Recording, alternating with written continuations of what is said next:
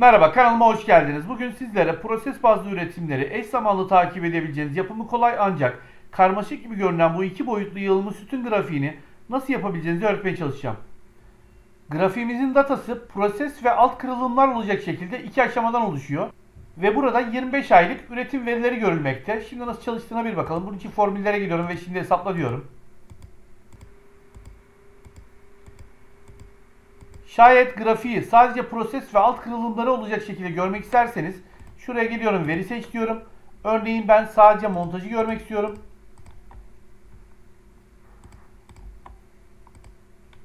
Tamam diyorum. Sadece montajın verileri geliyor ve yine bu şekilde inceliyorum. Yapım aşamasına geçecek olursak şuradaki verilerimi alıyorum. Kopyalıyorum. Sayfa 2'de şu alana özel yapıştır değerleri, özel yapıştır biçimleri diyorum.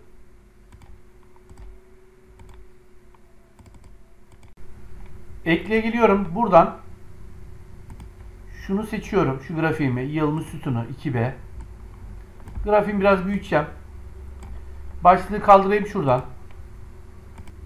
Kılavuz çizgilerini kaldıralım. Daha sonra şunları silelim. Şunu seçiyorum. Kalın yapıp biraz büyütüyorum. Ve şuradan yönünü şöyle çeviriyorum. Burada ben yanlışlıkla silmişim herhalde. Kaldırmışım. Ama burada ekliyorum. Şunu seçiyorum. Kalın yapıp biraz büyütüyorum. Şunu biraz daha büyütelim. Şunu seçiyorum. Ekseni biçimlendir diyorum. Şuraya 2 değil 1 diyorum. Şu şekilde diğer ayların da gelmesini sağlıyorum. Daha sonra grafiğim seçiliyken biçimden dolgusu olmasın, ana hat olmasın. Şurayı tıklıyorum. Görünümden kılavuz çizgilerini kaldıracağım. Tekrar grafiği seçiyorum. Buradan grafik tasarımına geliyorum. Şuradan çizgileri seçiyorum. Seri çizgileri.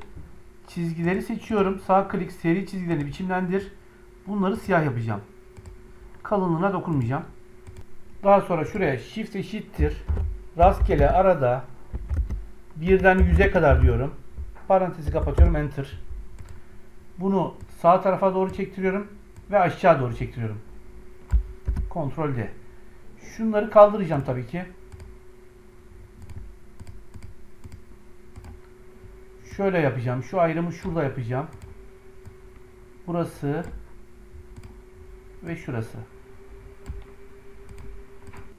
Formüller şimdi hesapla. Tekrar grafiğime geliyorum. Veri seç diyorum. Buradan bu sefer sadece boyahanedekilere bakalım. Diğerlerini kaldıralım.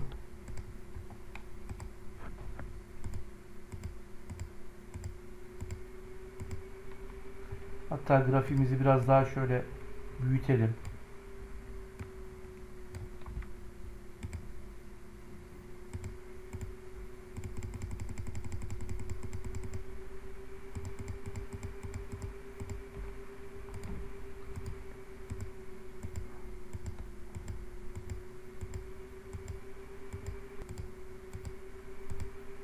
Bu video ile ilgili anlatacaklarım bu kadar. Verdiğim bilgilere sizlere faydalı olacağına inanıyorum.